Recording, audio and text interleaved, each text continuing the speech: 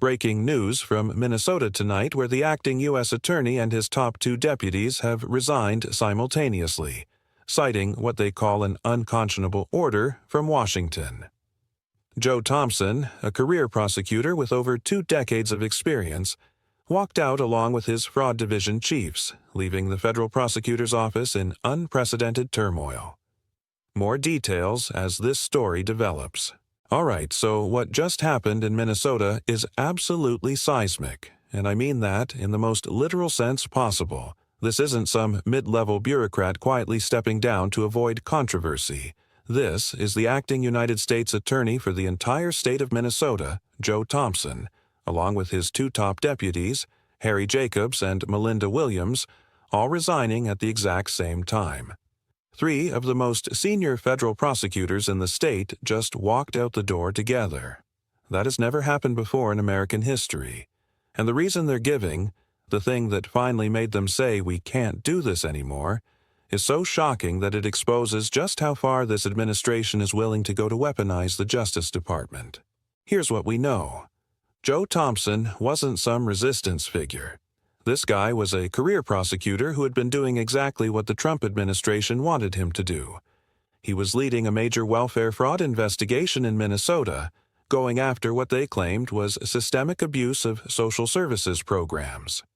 Trump's DOJ specifically wanted that case pursued aggressively, and Thompson was delivering results. He was their guy in Minnesota. And then the Department of Justice came back to him with a new assignment. And that assignment was so morally indefensible that Thompson looked at it and said, "Absolutely not. I'm done. I'm out." And he took his entire leadership team with him. But before we go any further, real quick, let's be honest. You can't really trust mainstream media anymore. That's why we built Pump Politics to bring you real stories, real context, and no corporate spin. If you want to stay ahead of the headlines, join our free newsletter. We'll send the news straight to your inbox every day. Just click the link in the description to join. And if you just want to support what we're doing, join us. Be part of the community that actually cares about the truth. All right, let's get back to the video.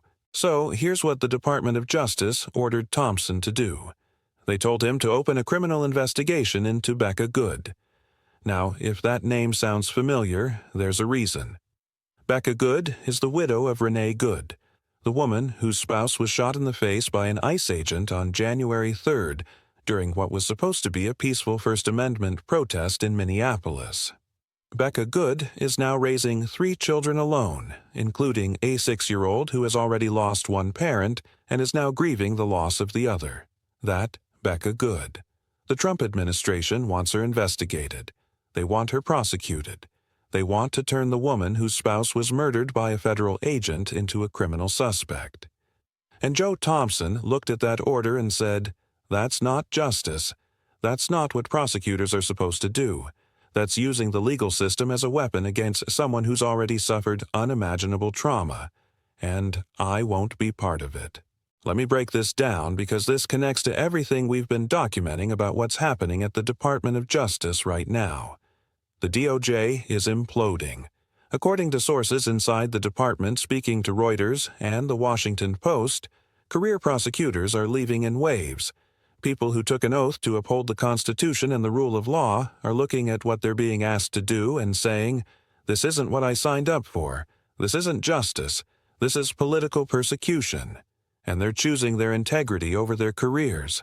Think about what has to happen for a federal prosecutor to resign. These aren't people who walk away from their jobs lightly. They've spent years, sometimes decades, building their careers. They've got mortgages, families, reputations to protect. But they're leaving anyway because what they're being asked to do crosses fundamental ethical lines. And here's where it gets really interesting. The timing of these resignations comes right as the administration is trying desperately to change the narrative about what happened to Renee Good. They don't want people talking about an ICE agent shooting an unarmed U.S. citizen in the face 3 times. They don't want attention on the fact that federal agents killed someone who was exercising their First Amendment rights. So they're trying to flip the script. They're trying to make Becca Good the story instead of the victim. They're trying to investigate the widow instead of the killer. Now, here's what nobody's talking about. J.D. Vance, the Vice President of the United States, went on national television last week and started pushing conspiracy theories about what he called paid agitators. He suggested that Becca and Renee Good weren't just ordinary citizens exercising their constitutional rights, that they were part of some organized network funded by mysterious outside forces. He literally asked on camera who paid for them to be there, who told them where to go, implying that there's some shadowy organization coordinating protests against ICE operations. It's absurd, it's insulting, and it's a transparent attempt to delegitimize what actually happened. But here's what the evidence shows. And we have video of this entire incident, by the way. Becca and Renee Good were in their car with their dog. They saw ICE agents operating in their neighborhood in South Minneapolis, and they did what citizens in a free country are supposed to be able to do. They showed up. They blew whistles. They held signs. They called attention to what was happening. They didn't attack anyone. They didn't threaten anyone. They didn't obstruct the ICE operation. They were peacefully protesting. That's protected by the First Amendment. That's what the Constitution guarantees every American the right to do. And here's where it gets worse. According to the preliminary investigation by Minneapolis police, an ICE agent fired 3 shots at Renee Good while she was in a car that was moving away from him. Not toward him. Away. The agent, whose name has not been publicly released, was standing in what law enforcement experts are calling the wrong position according to standard police procedures. He was holding his cell phone in one hand and his gun in the other. He fired multiple shots into a moving vehicle and he killed an unarmed U.S. citizen who posed no threat to him or anyone else. Legal scholars are calling this one of the most clear-cut cases of excessive force they've seen in years. Now, here's the part that should terrify everyone. The Civil Rights Division of the Department of Justice, the part of DOJ that's specifically supposed to investigate when federal agents violate people's constitutional rights, has been ordered to stand down. They're not investigating whether the ICE agent committed civil rights violations. They're not looking into whether the shooting was justified. According to sources who spoke to NPR, Harmit Dillon, the political operative Trump put in charge of the Civil Rights Division, has made it crystal clear that no one in her office will be permitted to pursue that investigation, even though multiple attorneys in that division volunteered to take the case, even though investigating federal agents who kill citizens is literally what that division was created to do after the Civil Rights Movement. So, let me make sure I understand this correctly. The Civil Rights Division won't investigate the killing, but the Department of Justice will investigate the widow. That's the priority. That's what they think federal prosecutors should be spending their time on. Not holding a federal agent accountable for killing a citizen, but investigating the woman whose spouse was murdered to see if maybe she did something wrong by exercising her First Amendment rights. That's not normal. That's not how the Justice Department is supposed to work. That's a pattern of weaponization and political retaliation. And Joe Thompson understood exactly what he was being asked to do.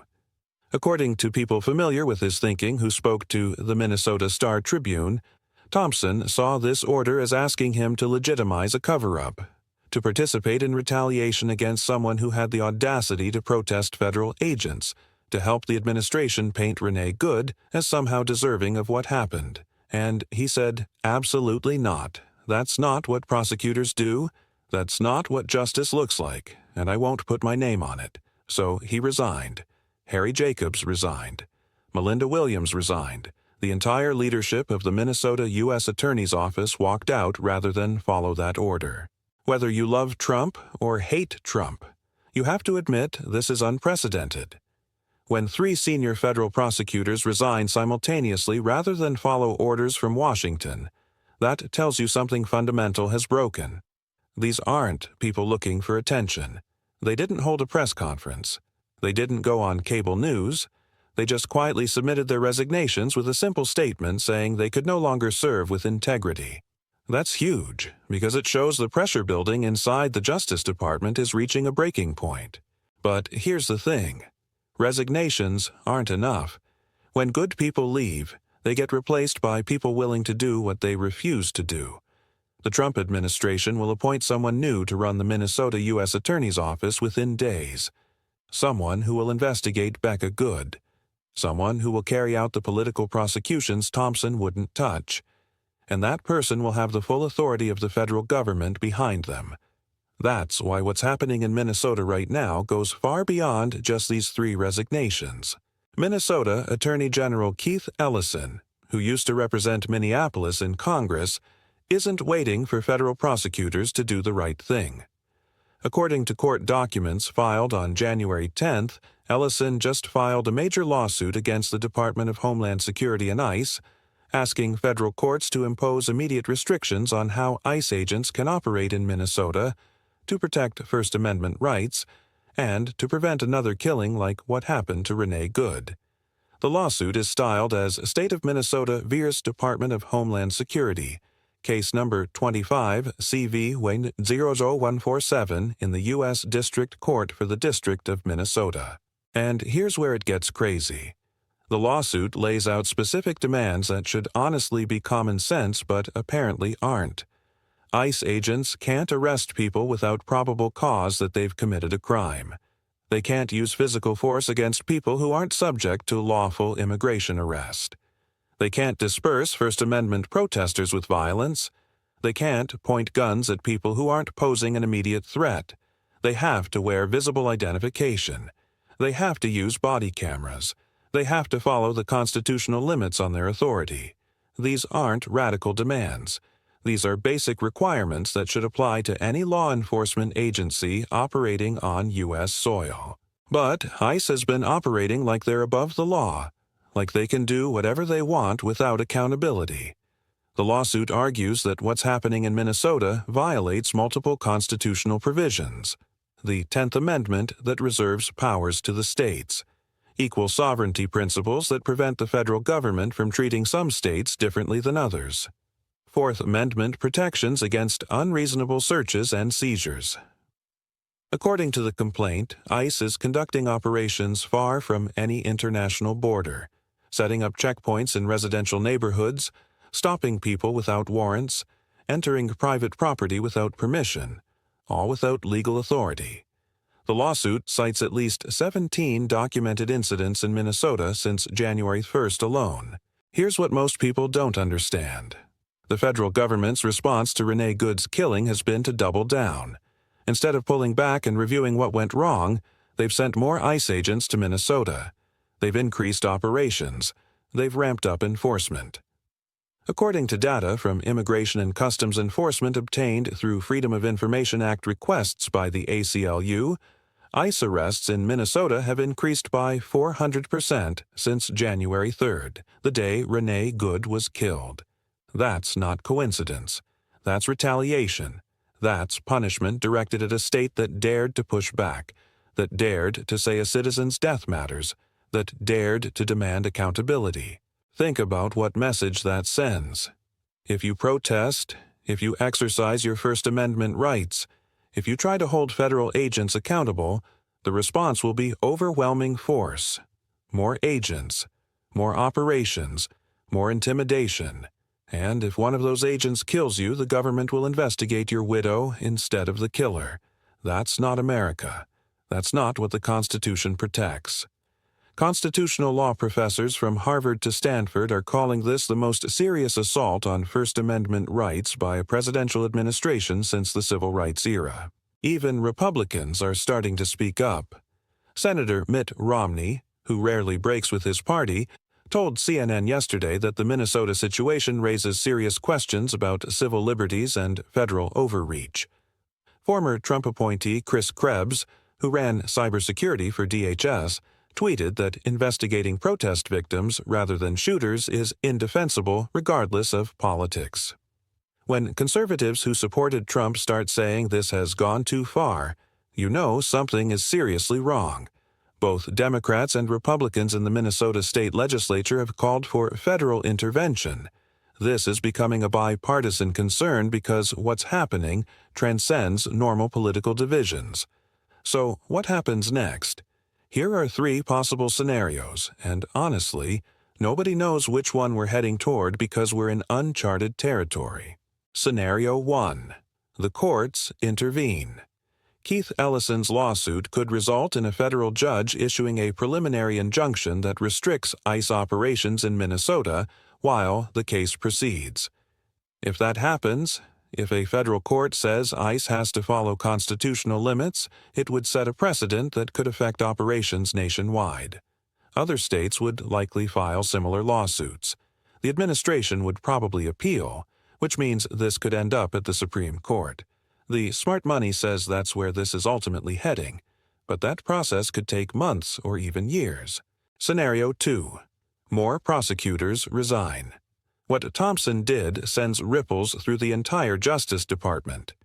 If more career prosecutors start walking out, if the brain drain accelerates, if enough people say we can't be part of this, the department might become unable to function effectively. At some point, there aren't enough political appointees to do all the work that career prosecutors normally handle. That creates practical limits on what the administration can do, even if nobody stops them legally. We're already seeing resignations from the Civil Rights Division, from offices in California and New York, from career officials who've been at DOJ for 20 or 30 years. The question is whether it reaches critical mass. Scenario 3. The administration pushes through anyway. They find new prosecutors willing to investigate Becca Good. They ignore the lawsuit. They continue expanding ICE operations. They make examples out of anyone who resists. In this scenario, constitutional norms erode further, more people get caught up in political prosecutions, and federal law enforcement becomes increasingly weaponized. The pressure builds until either Congress intervenes through legislation or impeachment, or until the next election changes the political dynamics. This is the nightmare scenario that civil liberties advocates are warning about. Mark my words, the next 3 months will determine which of these paths we go down. The courts will rule on Ellison's lawsuit. More prosecutors will decide whether to stay or leave. ICE operations in Minnesota will either escalate or de-escalate. And all of that will happen while national attention is on whether the Justice Department can still function as an independent institution or whether it's become purely a political weapon. Let me give you 4 key takeaways that you need to understand about what's happening right now. Number 1. This isn't just about Minnesota. If ICE can operate without constitutional limits in Minneapolis, they can do it in Los Angeles, Miami, Houston, anywhere.